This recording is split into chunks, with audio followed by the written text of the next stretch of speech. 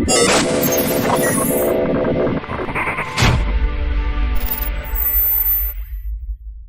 back to the world's worst fishing, everybody. Sorry, I've got a little bit of background noise today. The wife is doing laundry, so the washer is running and the dryer is running. But today I have two very special things to show you. One is German beer, Hackerschur Munich Gold. If it's not German, it's not beer.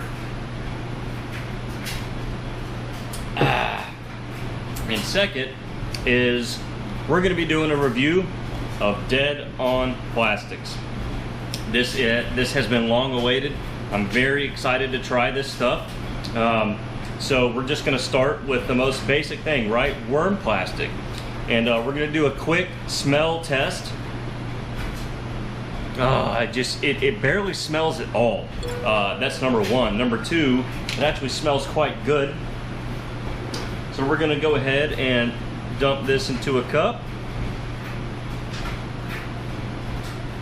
I'm going to need to do a little bit of stirring here and mix in just to make sure I have all my resin that's going in there. Right off the bat, this stuff looks completely different than any type of Plastisol I've ever used. So I'm actually quite excited about that fact. So we are going to mix this up a little bit, and then we're going to get started. Okay, so we are just going to mix this up a little bit, stir it up. It's been sitting in that sample bottle for who knows how long, really.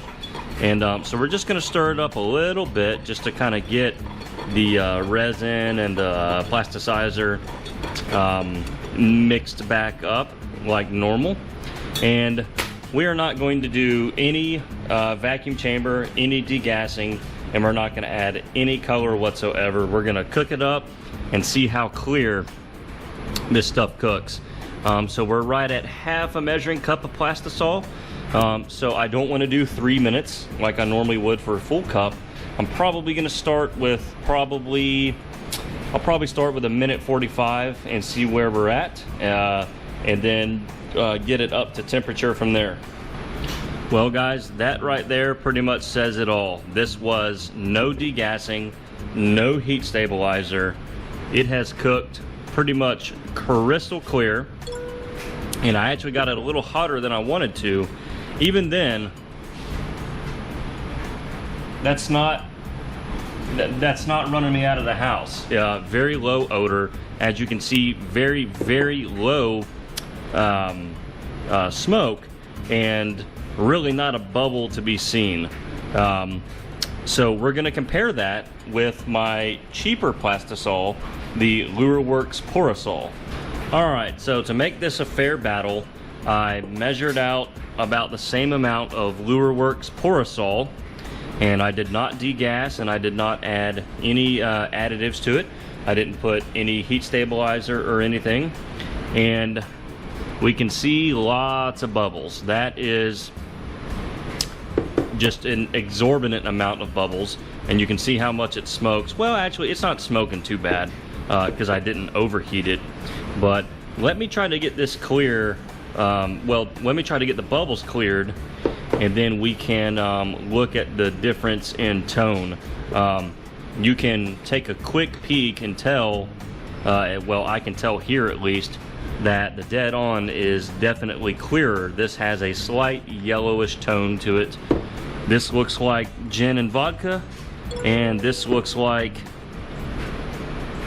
yellow, almost clear, but yellow. I don't even know what you call that. I don't have anything good, but definitely you can tell the two differences in the quality. Okay, so now that the Dead On Plastix has set up a little bit, this is kind of part 2 of the test. How does it reheat? You know, whenever it starts to set up like that, you know, you always kind of have to stir it back up, and you want to reheat it so that you can use it again. So now we're going to see how it reheats. So I'm just going to put all of this back in there, and we're going to pop that in for, I don't know, 45 seconds or so and see what we get. Okay, so here we are after reheat. We are got it a little hot, 363 degrees. Still has not yellowed at all. It does not smell burnt. There's a few little micro bubbles showing up. That usually happens when you get it really, really hot. But this is absolutely incredible. I haven't used every Plastisol that's available. I'm not the most knowledgeable on every type of plastic available. But you know, this has definitely impressed me the most. The smell kind of reminds me very faintly of the Lurecraft plastic. So if you buy the plastic from Lurecraft, their own blend of plastic, which was actually the very first plastic I ever bought, this reminds me of that smell, but this smells good. I don't know how to explain it, but I absolutely love the way that this smells so far, and it's already been through 2 heat cycles and there's no sign of slowing down. So next we're going to add a little bit of Dead On colorant, and even in the free samples, you hear that? They put a little bead in there. So thank you, Travis, or whoever had anything to do with that. That is a very good added pleasure.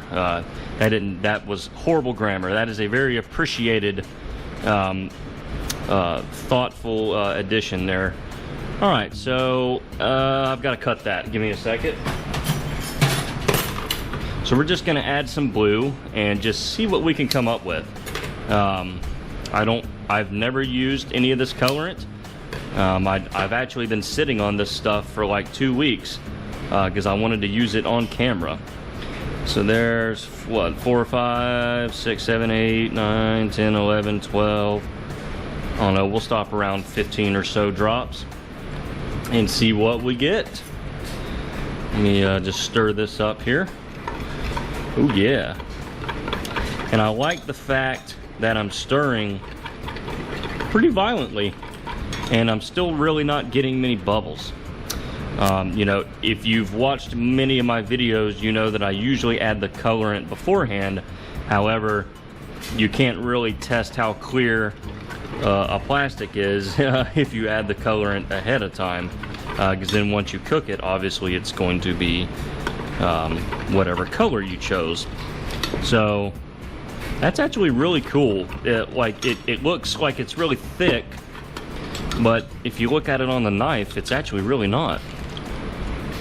And you know, I have a couple different shades of blue colorant, and they're all a little bit different, and this one is definitely unique on its own. Okay, I think I like that. That's not too thick. So we'll just have a look here. That's looking pretty good. Still very few bubbles, considering it's been heated twice and stirred quite a bit. And I don't know what it is. Sometimes when you add colorant, it will actually draw up some bubbles. I don't know why that is. Maybe somebody can tell me that. I don't know if maybe there's moisture in the color, which I doubt there's moisture in that, or maybe just the fact that you're stirring in the color agitates it. But we're gonna go ahead and heat this back up a little bit. We're gonna add some random glitter, and then we're gonna make some baits. Okay, so we're back. Still does not smell burned, and believe me, you will know it if you burn it. To make my point, this is burnt Plastisol. I actually did this a little bit earlier. I was going to, basically I tried to heat up a small amount of Plastisol to compare it to this, and that was the result. I wound up burning it. I'm not really used to heating up very, very small portions. I usually do a cup or more. And the smell that came off of that was pretty amazingly terrible. All right, so we have this blue here, and so we're just going to add a little bit of silver flake to it. You'll probably notice that I'm a big fan of small silver glitter in blue plastic. I think you can't go wrong there. So we're going to add some texture here with some large black. And I have no idea what color this is. I'm just kind of throwing things in there just for demonstration. And then I want to put some of this .035 copper glitter in there because I basically just got it and I haven't really had a chance to use it very much. So this is more just me wanting to use that glitter. That may look absolutely terrible, but it doesn't matter because today's video is not about colors, it's about the quality of the Dead On Plastic. So we're gonna go ahead and kind of stir that in. Wow, look how much it lightened it. That's awesome. All right, and I don't have a lot of plastic here, unfortunately, so I'm not going to be able to get very many baits out of it. And just one little tip, if you don't have a lot of plastic, I would put something to kind of lean it on. That way you can get more out of your injector, so to speak. So being that this is worm plastic, we're going to obviously, and anytime you draw up your injector and you get air in it, that's okay. You just want to inject slower and hold pressure. That way you're really forcing the air out of the mold, because whenever you're running out of plastic and you're trying to squeeze up or you're trying to suck up the very last bit of plastic in a cup, you'll hear it go and you're basically sucking up a little bit of air, and that's okay. I ran out of plastic on that one. It's not the end of the world, guys. Just whenever you do shoot a mold, shoot it slow, hold a little more pressure. Okay guys, we have reheated again, so this is probably the third reheat, and everything still looks great. Let me show you what I made. Check that out. That blue is just sensational, guys. And the copper looks really good, the little silver and the black. That is absolutely, I'm in love with this color. I don't even know what it is. You could just call it copper sensation. That is absolutely wonderful. And the actual plastic, it's definitely softer than my normal worm blend, which really, my blend kind of is universal. It works for every bait. I change it a little bit depending on what the bait is. But as of right now this hasn't really set up all the way, but as of right now, it's fairly soft, which I like. It has a really good broke it. That's what I get for not letting it set up. But it actually has a really good stretch to it. And I'm really curious how it will set up, you know, if it, there again guys, I don't know anything about this plastic. I don't know if it really firms up or if it stays more like this. I think every plastic is a little bit different. Oh, it just smells terrific. And like I said, the color is exquisite, and a lot of that is probably how clear this plastic is. There's no yellowing to kind of dull and cloud up the color. It's completely clear plastic, which probably allows the color to shine a little better than normal. So we're gonna set those aside, and of course, me being human, I can't resist the excitement of shooting my new mold. So we're gonna make some of the grass grenades here. Hopefully, if I can get enough plastic here. I think I definitely have enough. So we're going to shoot this all nice and slow. Oh, perfect, guys. Perfect. Perfect, perfect, perfect. Oh, yeah. Awesome. So, yeah, that is the Dead On Plastix. And we're going to do a little bit more testing on it. I'm basically just going to see how much microwave abuse it can take. Because that's a big deal, guys. If you're working with a lot of plastic, let's say I needed to make 100 of these, and I'm gonna either fill this up or maybe even go to the Presto pot, I need to know how many times it can be reheated before my color dulls. That has a lot of bearing on how much plastic you mix up, and if you're gonna need heat stabilizer, how much heat stabilizer you need. And it just, you waste time whenever your plastic starts to fade. And so far this stuff seems like it saves time. Okay, so we have a little bit of this stuff left, and we're going back in the wave. So this will be reheat number 3, I think. So I've had the original heat, maybe 2 or 3 reheats so far, and now we're gonna do it again. My guess is the glitter is gonna give out before the plastic does, but we'll see how it goes. Well guys, there it is. There is my first I can't even talk. This is my first experience, and there we go, with Dead On Plastix. And I have to say, I'm every bit as impressed as I thought I would be.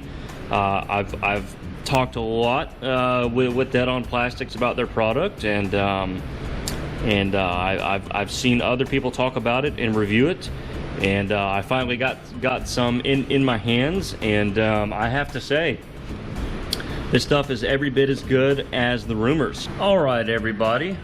So today is actually the next day. This is a 2-day video as it happens. Yesterday, my camera actually died on me, and then I had to go to a family dinner. So that was Tuesday. So today is now Wednesday, the 22nd, and here are a couple other blends of this magic potion. So we have the swim bait jerkbait plastic. So we're gonna add some color to that. I don't know what color I'm gonna make in it yet, but we're gonna shoot a fluke and then a couple boom shads just to kind of keep true to the purpose of that. The craw tube plastic. I don't have a tube, however, I have a grass grenade and a punch bug. So we're gonna make some stuff with that. And then last but certainly not least, the Finesse plastic. Obviously I'm gonna go trick worm with that. So I'm just gonna kind of show and then give my thoughts on the different blends of plastic. Like I said, the one that we've already done was the worm plastic.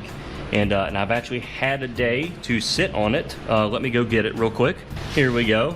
So I've actually had a day to sit on this, and it's set up a little bit. I made a fluke, a grenade, and then let's see, then obviously a worm. And boy, I'm just in love with this color. That copper, just, it looks rose gold in there. It's beautiful. Great feeling for a worm. It's softer than my normal worms are, which, you know, you can see is a good thing or a bad thing. It's just all up to personal preference. I think this is a really great worm blend. I just, you know, historically I've made my baits kind of with, I guess, Florida fishing in mind. You know, it's going to be ripped through grass and drug across logs and you know, really thick vegetation. So I think historically I've always made my baits a little firmer than maybe most, because I want them to last whenever I'm throwing, whenever I can imagine a customer taking this and flipping it down half-a mile stretch of gator grass, right? I want the bait to last, I want the worm to last. So it's kind of two different trains of thought. All right, folks, we're back.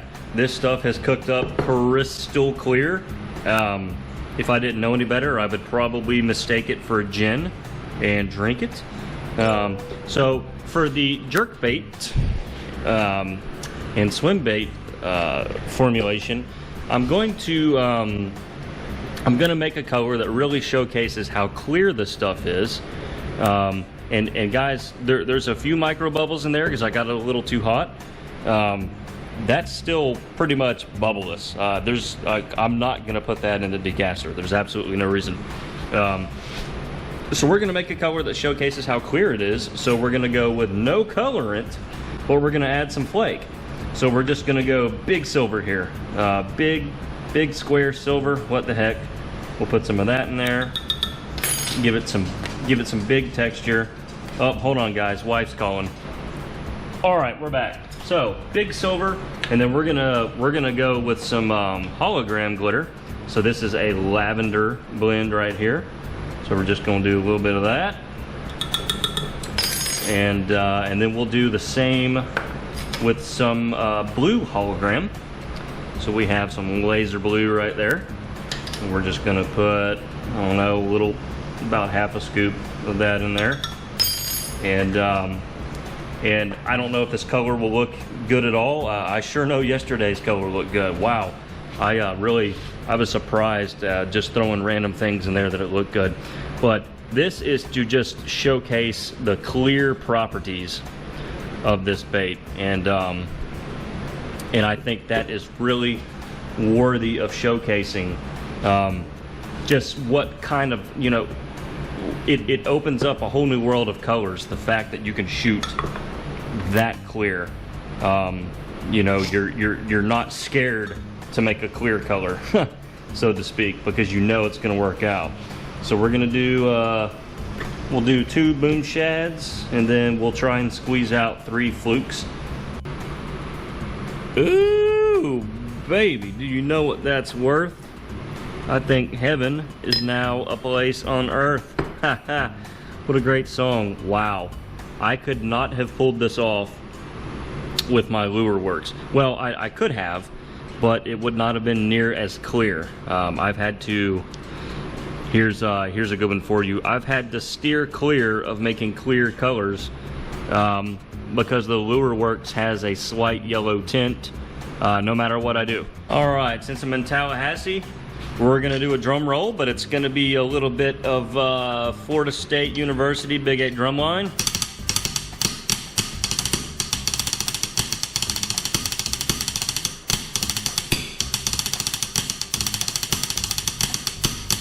All right, here we go.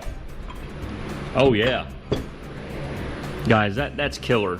Like I'm not crazy about the color. I'm crazy about the fact that I can make that color. Look, I mean, you can literally see through that. It's like looking through a really clean glass window. That is really spectacular. And what you can't see is that this is definitely firmer than the worm plastic. So this would be right up my alley. This is how I would want to make my boom shad, is with this firmness. Same with the flukes. This feels a lot like how pretty much all of my baits across the board feel. This is a really good happy medium. This is exactly what I expected this to feel like for a jerk bait and a swim bait. Most swim baits, especially those bigger ones, you really need a firmer blend because you need that thing to stay on the hook. The way that you rig a swim bait, if it's too soft, it's just not going to stay on your jig head. It's not going to stay rigged, and that pretty much negates the point, and the bait becomes worthless. So I think they did a really great job with the blend on this one. All right, so we've got a little bit of sunlight creeping in here, but next up is the crawl tube, and no degas, no heat stabilizer. We're just going to go throw it straight in the microwave. And then we're going to make a few baits, and I'll let you know how it goes. All right, let's take a look at the punch bug. And like I said, guys, it's kind of hard to judge the firmness when they haven't sat for 24 hours. You know, really any bait needs to sit for a little while. Hey, I kind of like that. That's different. I've never made that color in that bait. So already it feels a lot like the swim bait jerk bait plastic as far as firmness. Again, guys, hardly any foul odor at all with this. My wife Julie says it actually smells really good. She said it reminds her of a fresh roll of vinyl. She cuts vinyl stickers and does monogramming. So she definitely approves. So we're gonna sit those down right here. And then we're going to take a look at the grass grenades. And I actually have a few more of these molds on the way. So once I have those, I'll go ahead and get these up on the website, landisthelimit.com. So if you're interested in trying this bait out, it should be available for purchase soon. Oh yeah, I like it. I like it, I like it, I like it. And one thing I like about this plastic, it seems to set up pretty quickly, but this stuff seems to cure faster than my lure work stuff. My lure work stuff has to sit, you know, at least for a day.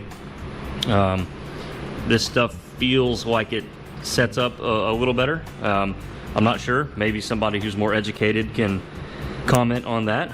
But wow, yeah, I'm liking that. Okay, everybody, last but not least, and sorry about the sunlight, it's that time of day. Last but not least is the Finesse plastic. So I've got a couple trick worm molds lined up here, and we're gonna go ahead and put this in for about 2 minutes. These little 6-ounce sample bottles, it's a little over half a cup of plastic. So even though this stuff does not burn easily, believe me, yesterday off camera, I basically tried to abuse it, and let's just say I was the one who wound up being abused. But you don't want to cook it too long, so about 2 minutes seems to be doing the trick so far. And since it's a new day, we're gonna go with another beer. This is actually the same beer, but I don't recommend drinking too much while you make baits, but hey, I'm excited. This is a big deal to me, getting to test out this stuff. I'm very honored to have this stuff in my hands. Hey, I will drink to that, so Prost, everybody. All right, let's take a look at these trick worms here and see what we get. Oh, yeah. I don't know why I don't make this color more often. Look at that, guys. Check that out. That should be getting tons of good light on it. And yes, right off the bat, this is probably the softest blend. The worm blend was pretty soft, but I think this, just being Finesse plastic, you automatically assume that it's the most, that it's the softest. And I definitely think that it is, although it's not ridiculous. You know, this is kind of how Gary Yamamoto makes a Senko, right? Except theirs tear up after about 3 casts. But you know, that's what's good about this. If you don't put salt in it, it's automatically going to last longer. And I see absolutely no reason to put salt in a trick worm. That's just me personally. Some people can't throw one without salt. It's all about confidence. It's all about confidence and personal preference. But that is pretty cool, guys. Okay, guys, all I can say is, wow. Neighbor's dog's barking. You know, I went into this with every expectation that this stuff was gonna blow me away. And for once, gossip was right. I mean, just look at that. Look how clear it is. It's like it's not even there. And, you know, I have to say, I've used some really good plastic before. I haven't always used the Lure Works. However, Lure Works, I liked the way that it felt and smelled, and it was cheaper. You know, so when I first started, I was using different Plastisols, and there were a few that burned really clear. They didn't have many problems with bubbles, but whoo, the smell would just run you out of the room, or out of the garage or shop. And this seems to kind of combine the best of all of the elements that I think you want in a Plastisol. Low maintenance, okay? Does not need heat stabilizer. Heat stabilizer is expensive. It's like $50-something a gallon. By the way, free bag of baits to anyone who can tell me what heat stabilizer actually is. I don't even know what it is. They kind of keep that stuff under lock and key. But heat stabilizer is expensive. I spend hundreds of dollars a year, multiple hundreds of dollars a year on heat stabilizer. So in a way, it kind of offsets the savings of using cheaper plastic. But almost no bubbles. And I shook some of those samples up like as hard as I could to really test this stuff out. Had I done that with my Lure Works, it would have bubbled over the top of the cup. Another thing is moisture, though.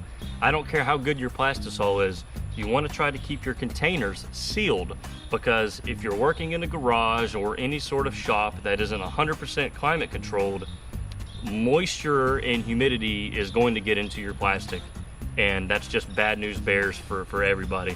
But low bubbles, low maintenance, all around, non-scorching, burns crystal clear, seems to set up really quick, and number 6, low odor. And I'm really impressed with their blends. I don't have a whole lot of experience using different blends of plastic. I kind of find a happy medium and then I change it depending on what I'm using. You know, that way I can buy like a 55-gallon drum of one thing. You know, if I wanted to have 5 different blends or 4 different blends, well, I don't want to buy 4 drums. You know, so I would have to buy it in smaller batches of each blend, which inherently is more expensive because you get a better rate the more plastic you buy. So that's kind of the route that I have chosen in the past. You know, I might rethink that a little bit, but you know, that's certainly one way to look at it. You know, you can, you know, if I was to buy one blend for everything, it would be their swim bait blend. I could use that and make awesome baits across the board, from a finesse worm to a frog. That stuff right there is my happy medium. The crawl and tube blend is just slightly firmer. So, you know, really I could just use these two. But if I had to pick one, so far it would be the swim bait blend. I think that pretty much would cover all of my bases. I'm really curious to see if the finesse firms up a little more. But you know what, guys, I am absolutely thrilled. I know this video is probably really long, so I apologize for that. Just I want to do a full review and be as thorough as I can. These guys have been really generous to me, and you know, for however I can help them, if I can get their name out to you guys, I'm definitely all for it. This stuff is incredible. So if you're in the market for Plastisol, check it out. Their 5-gallon buckets are only $99. That's not out of line. That's cheaper than some other Plastisols. And I think you're getting a better product, and you're getting a product made by a group of guys that really have a passion for this stuff. It's not some big, you know, far away company that nobody really knows about.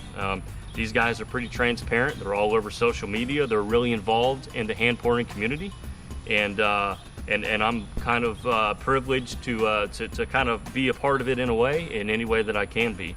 So that's enough rambling. This has been like 5 minutes of talking. Be sure and stay tuned for some more videos. We're doing more popular colors. Hopefully a bait and bass. I think I'm going fishing Friday. I know I say that every time, but I've been really sick. So last weekend I just could not get on the lake. It just was not going to happen. So be on the lookout for more videos, and thanks for watching this long video, and we'll see you next time on the world's worst fishing.